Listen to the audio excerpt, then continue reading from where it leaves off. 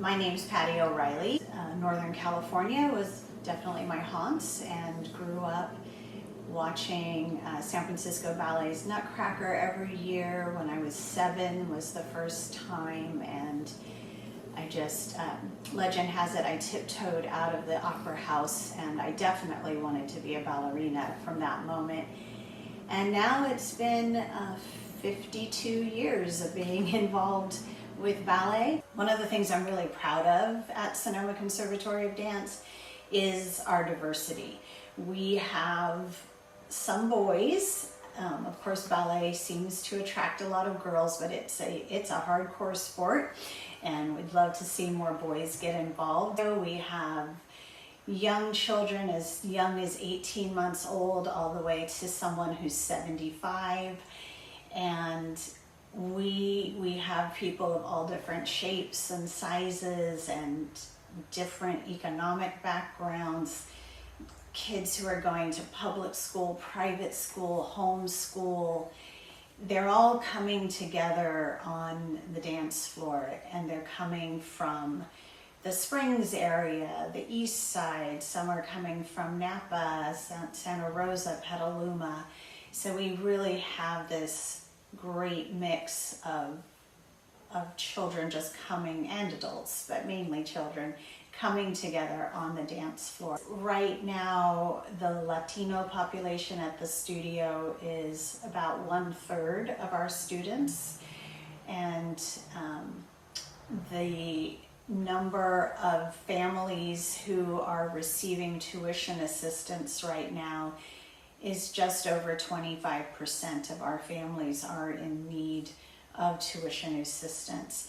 And that's why we are a nonprofit. We want to make sure that we can serve all the families, and if that number increases, we want to have the resources to be able to increase that number even more. And I think what really motivates me at this point in my life is really wanting to help mentor these young people, help develop them as people who will go out in the world and hopefully make a positive impact. The focus being on mentoring and helping these young people develop is with especially with the concept of integrity and accountability. And I see that also in the volunteer work I do in the prison system through restorative justice programs, which is something I became involved with in 2005, a little bit after Danny's death.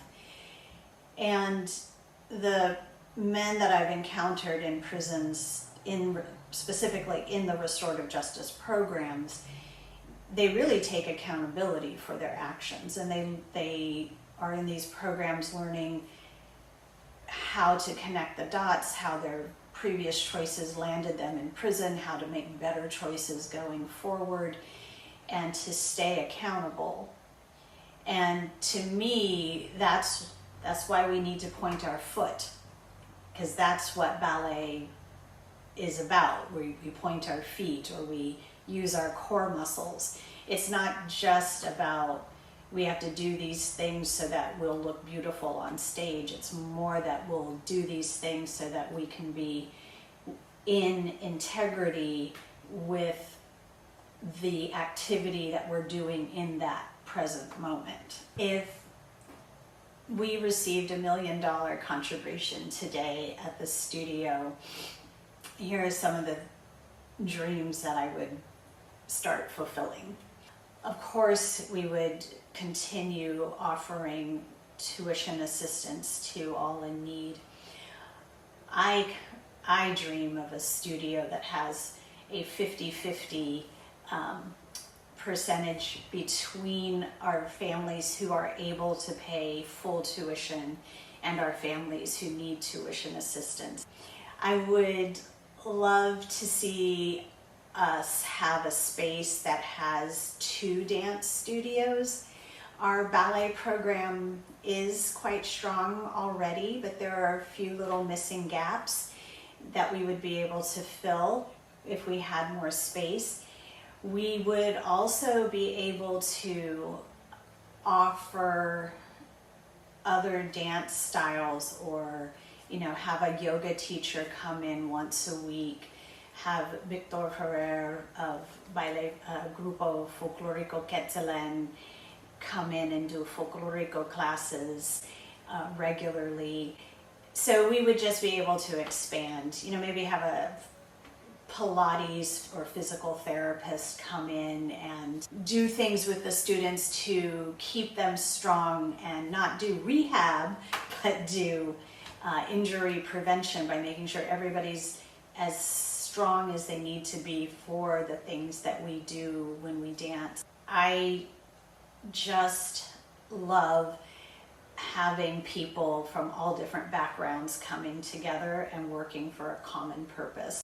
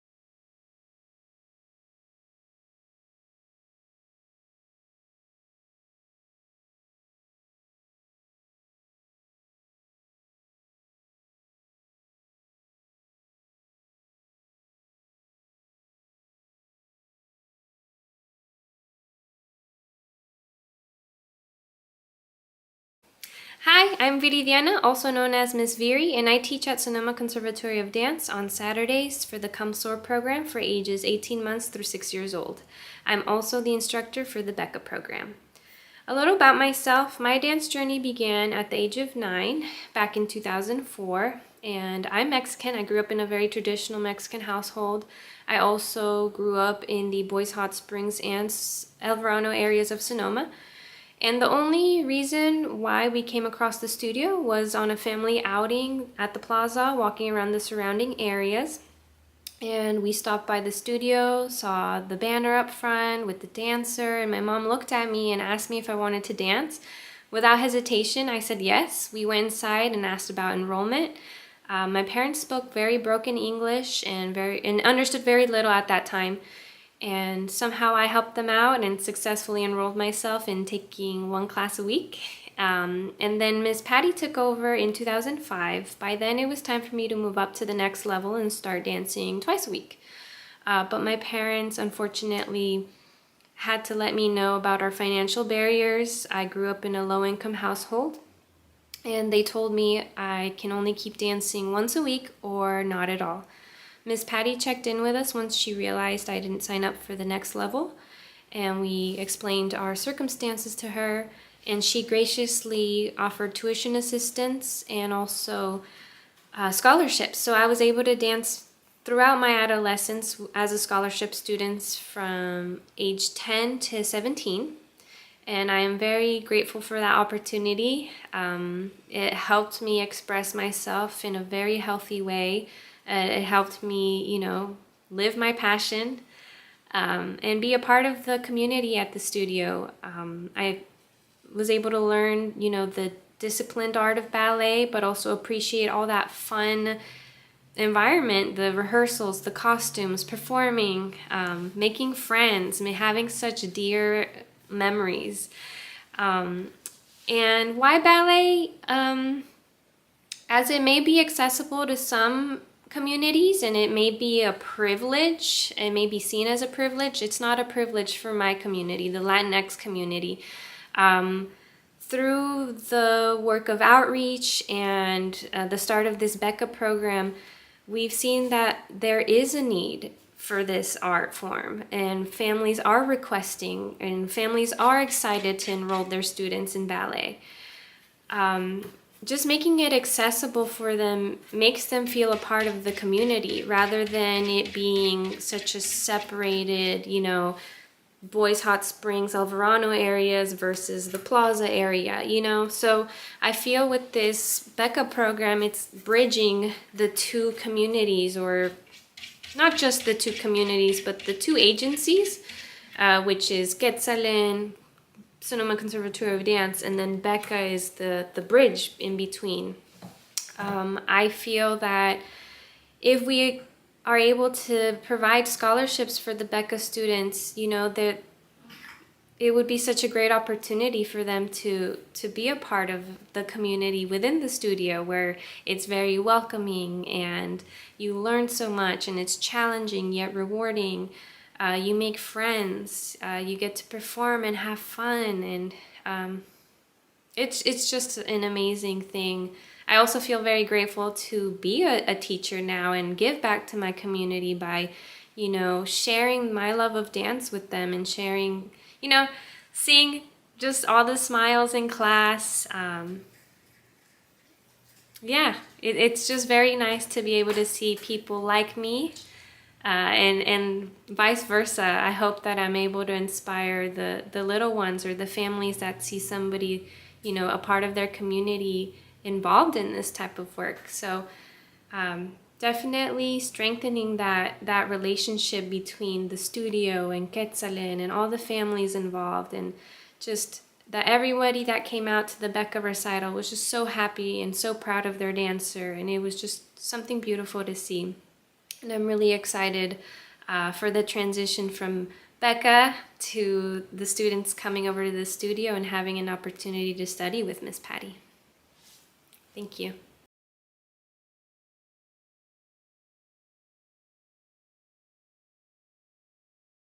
Hello, my name is Vanessa Carrillo, and I am a scholarship student at SCD from Quetzalén over to the studio.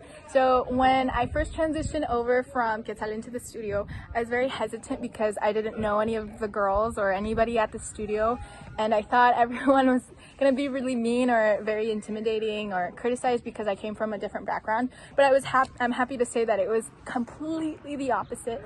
Everyone is super, super nice, and even now, everyone is so sweet and so supportive of each other, and I'm so grateful to be a Hispanic student at the studio and able to share what I know from my background in folklorico, but also learn something new at the studio and learn new things.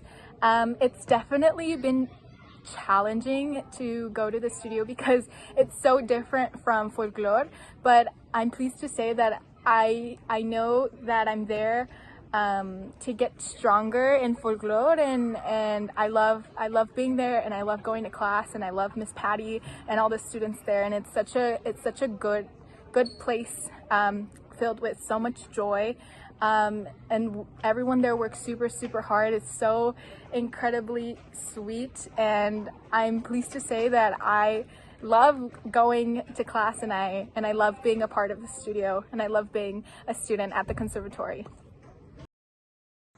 Okay, so how does ballet impact my life? So a few years ago, I went up to my director, Victor, from Quetzalén, and I went up to him because I had realized that I wanted to become a professional dancer in folklore. I didn't know how to do that. I knew that I needed folklore. I knew that I was really passionate about folklore, but he advised me to seek and search for experience in ballet, to gain more knowledge of other styles of dance, not only just folklore, to be able to pursue my dream of being a professional Mexican folk dancer. And so ballet is incredibly different from folklore. It is so completely different, and it's two different areas of my life that I enjoy so much. I realized that ballet was gonna be so hard. I think folklore came so naturally to me, and because ballet is really hard, I'm a really what's it called? I'm a really determined person. I knew that going into ballet, I needed to try really hard and to not give up. So I think ballet has been such a surprising thing for me to learn, and I don't know, really, I don't know. Ballet has been such it's really nothing what I expected it to be. And in saying that, it looks so pretty and everyone just thinks it's so easy. It's extremely hard, but I'm very thankful to have it because it's so challenging, but because it's so challenging, I aspire to do it and want to do it more. And I'm very thankful for ballet for not only teaching me that things are hard, but it's also incredibly rewarding when you achieve something, or achieve just a simple step, or something that was extremely hard in the beginning. It's like so easy to do now. And ballet is one of the things that I cherish so much and I hold so dear to my heart, because it's a place where I can challenge myself. But in that area, in that space, Miss Patty makes it so incredibly, so incredible, that one of the things that you're struggling with, and she's there to help you and to root for you. Even if you're not rooting for yourself, she roots for you, and that you can definitely feel that. And so I'm so thankful to be at the studio and to be a scholarship student and to enjoy what I do at the studio all the time.